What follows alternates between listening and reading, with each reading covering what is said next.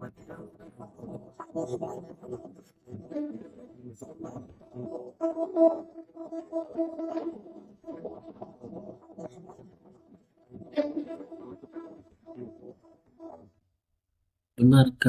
pelaku hanya 2 orang?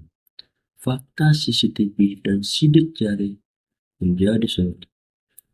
Bagaimana jika dalam sebuah kasus pidana muncul dugaan adanya pelaku lain, tetapi alat bukti justru hanya mengarah pada 2 orang?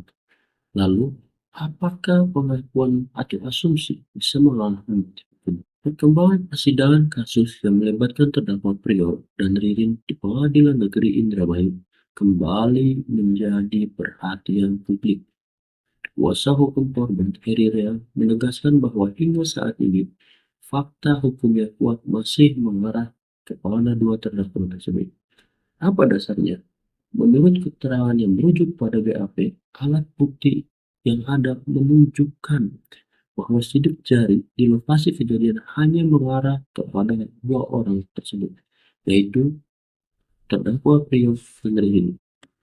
Tidak hanya itu, terdapat pula rekaman CCTV yang disebut bersesuaian dengan keterangan para saksi.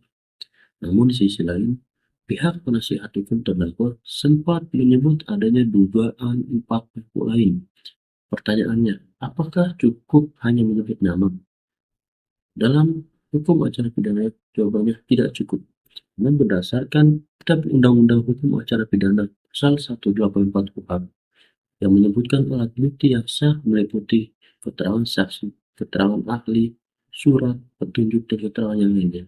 Dan dalam praktik modern, termasuk pula alat bukti elektronik seperti rekaman CCTV sepanjang itu memenuhi syarat keabsahan.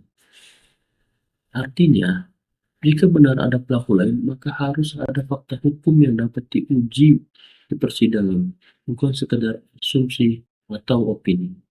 Menariknya, kuasa hukum korban Heri Rehan juga menyarankan apabila ada fakta baru atau nama lain yang dianggap terlibat, maka hal tersebut bisa dibuka secara formal dalam persidangan. Bahkan dapat diajukan melalui novum atau keadaan baru setelah putusan berkekuatan hukum tetap.